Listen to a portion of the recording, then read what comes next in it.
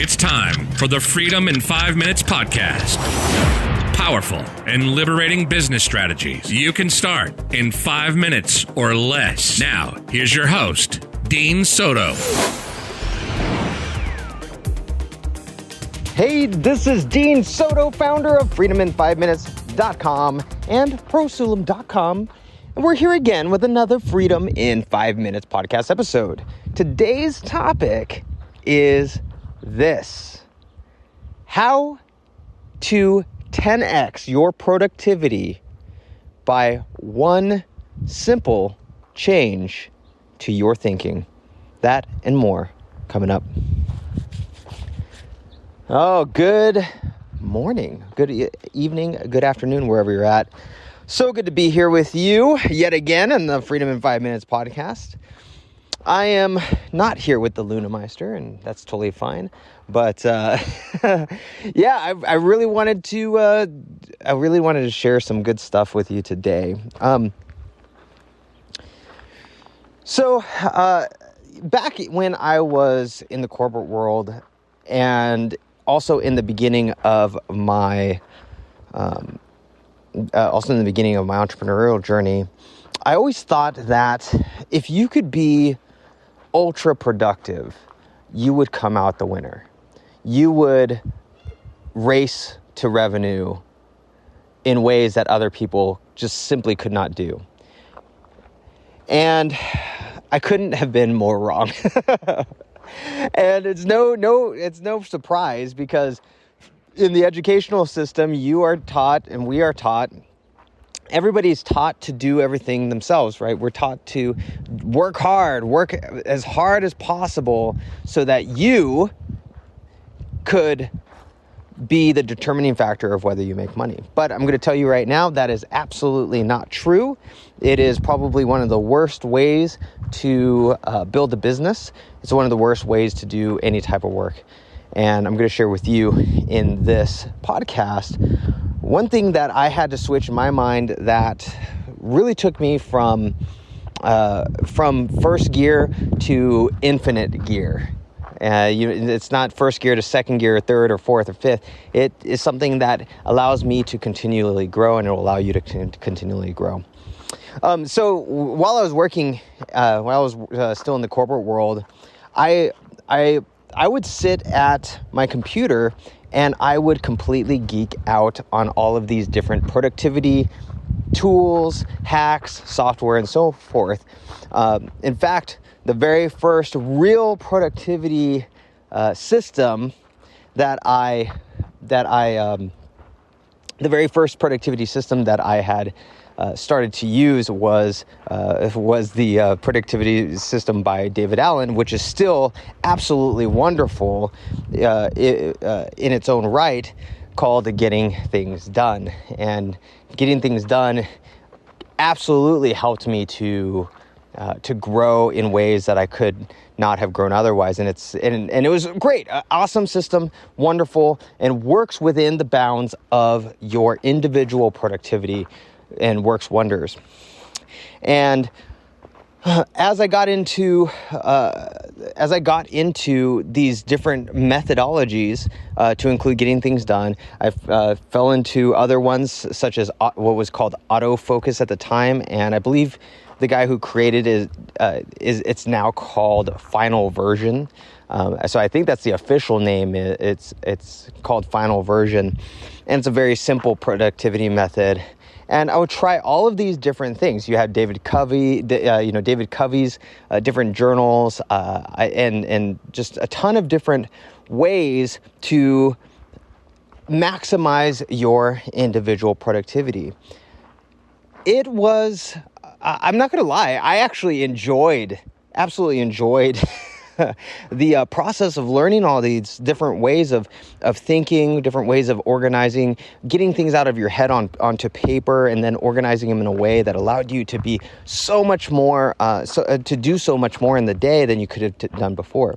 And it works really well in the corporate environment, especially when you are your own person, when you have maybe you have a manager over you and you don't have a team, you're not really, and you don't really have the authority or the ability to build out a team, it works really well for that situation where you're kind of the lone gunman, you're the lone star, and you're trying to get things done better, faster, cheaper, and easier for so that the company grows, and hopefully your paycheck grows at the same time.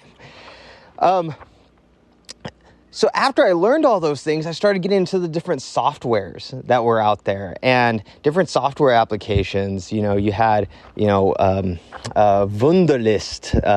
Wunderlist. You had Todoist, or To-Do List, I think it was called, which followed the GTD format. You had all of these different Things was another one on Mac, all these different types of software. And they were awesome as well, because now I didn't have to rely on my notepad anymore, right? I didn't have to rely on my planner. I could be anywhere, whether I was at home or in the office. I could be anywhere and still get a ton of things done and have my list go wherever I was going, right? And it was so cool, because now I can take those productivity hacks that I learned, those different systems, those productivity methodologies. I could take those, and now I can basically put them in the cloud and get them anywhere that I wanted. Wow, that was cool, right? What a major shift. Because now I wasn't limited to just a physical object that had to be in front of me. If I lost it, which I normally do lose things because I'm so absent-minded, I would lose my planner, or I'd lose whatever it is, and then I'd be screwed the next day, right? I'd be screwed for the rest of the week until I could find my planner. Now, I could simply rely on, as long as I had a computer that could get to the internet, I could have my lists and my productivity system there right in front of me. Once I became an entrepreneur, I started taking those same things and applying them to what I was doing when I ran an Amazon dropshipping company, when I was helping one of my business partners, who was also my cousin, when I was helping him develop Amazon courses and different programs and things like that. And what I was finding was I was becoming, when you're an entrepreneur, you're handling taxes, insurance, you're handling accounts payable, accounts receivable, you're handling all these different things on top of the work that you're doing. And I was finding myself overwhelmed, right? So what did I find next? I found this a little bit beforehand, even while I was in the corporate world, I was using this, but I really dived into outsourcing. I really dived into hiring other people to do the things that I wanted to do. And that was another leap.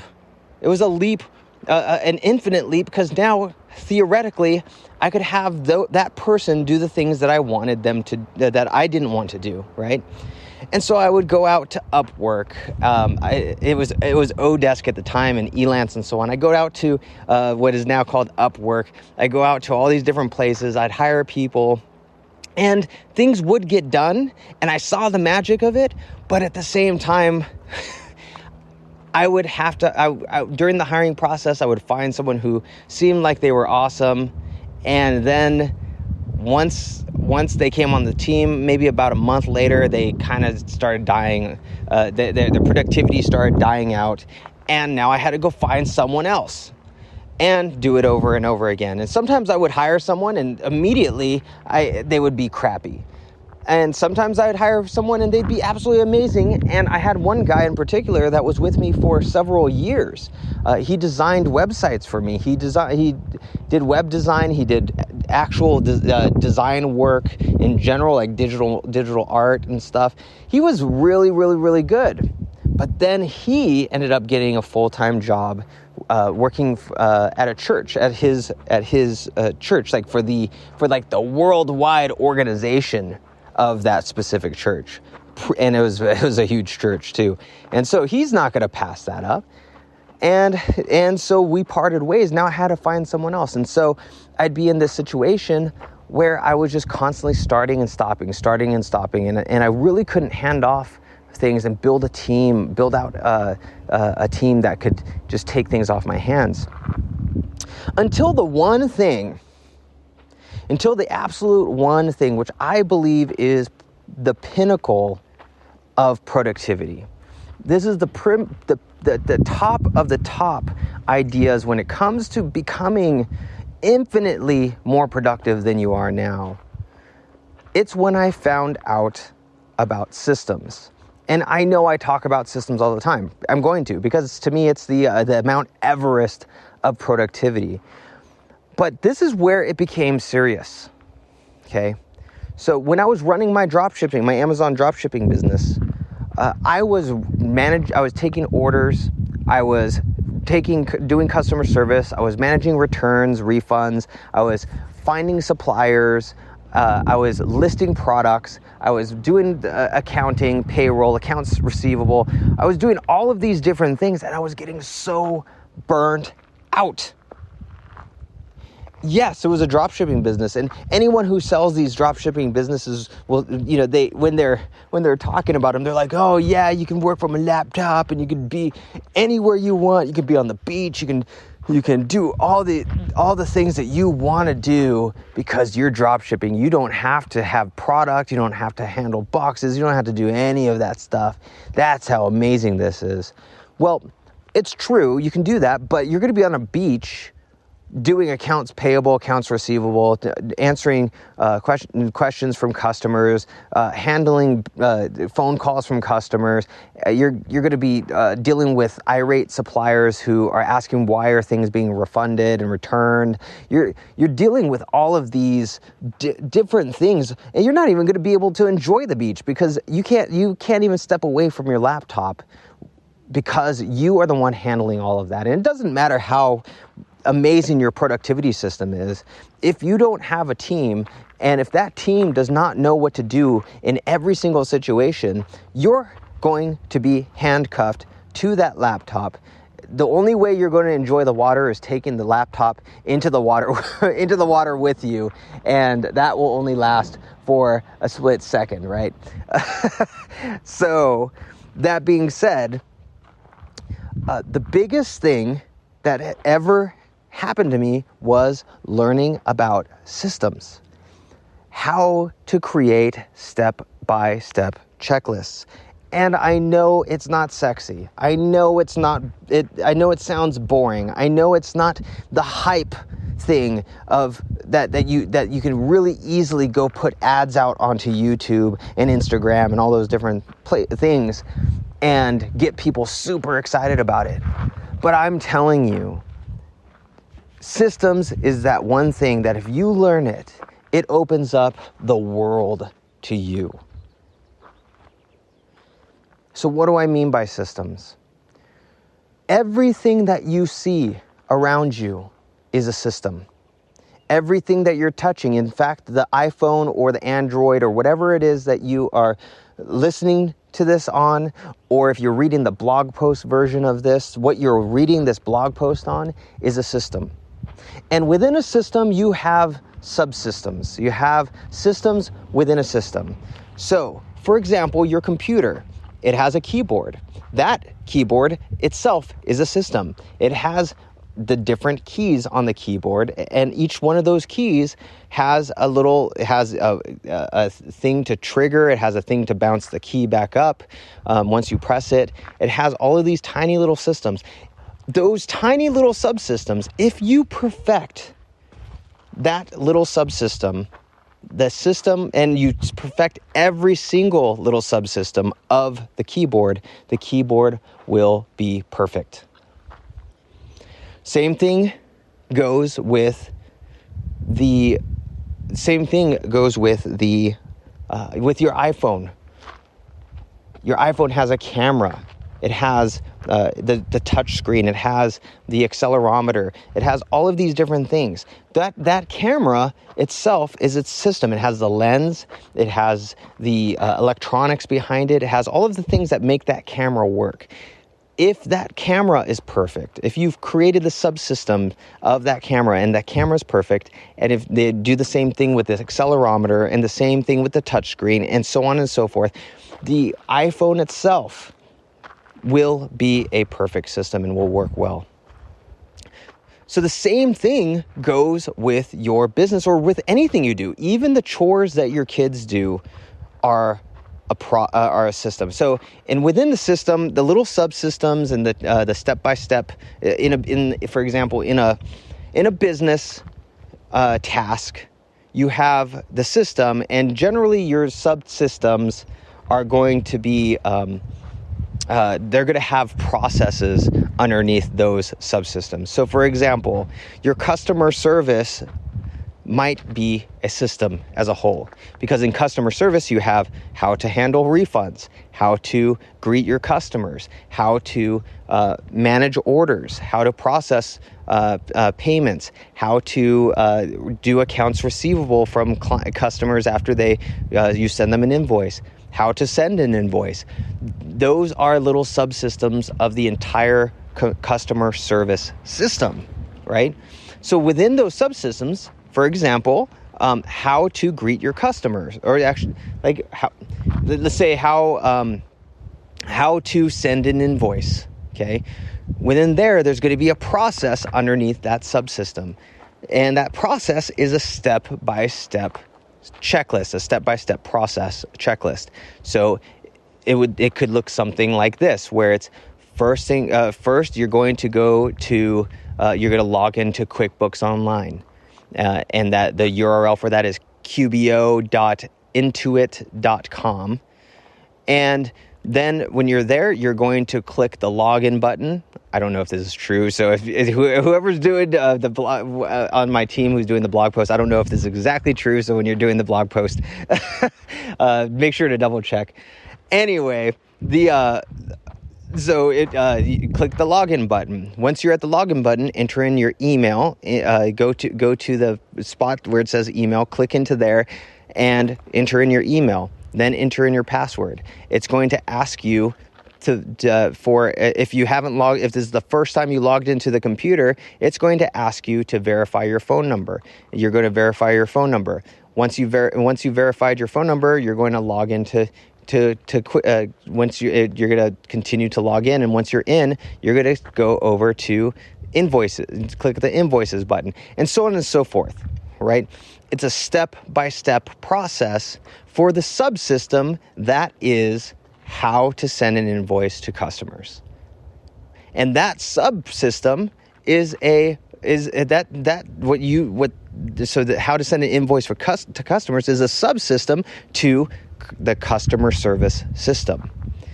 And the customer service system is actually a subsystem to your entire business system, right? So if you can take your processes and write them out step by step in detail, in such detail that even your grandma can take it, read it, and do the process without asking you questions. If you can get that detail, sorry, I got a call. And you can even use things. You can even use pictures as well to show exactly where to click and what to type in. When you do that, when you take the time to do that and you invest, and I'm using that word very specifically, when you invest the time into doing that, you are making it so that anybody in the world, virtually anybody in the world, can now do that process that is a part of that subsystem, which is a part of your overall system, now and forever. Could you imagine creating a step-by-step checklist for how you currently handle your customer service? Could you imagine a step-by-step system that anyone can follow that that shows how to send proposals, how to send invoices, how to do lead generation on Instagram, how to do lead generation on LinkedIn, how to respond to messages on LinkedIn, how to respond to customer inquiries, how to conduct discovery calls, how to process orders, how to do accounts receivable, how to do accounts payable, and the list goes on and on. Imagine if you had a process that was part of a subsystem, that was part of your entire system, imagine if you had a process for every subsystem that you have, that was for every subsystem, that was there for every system that you had. Your business would run like clockwork now and forever.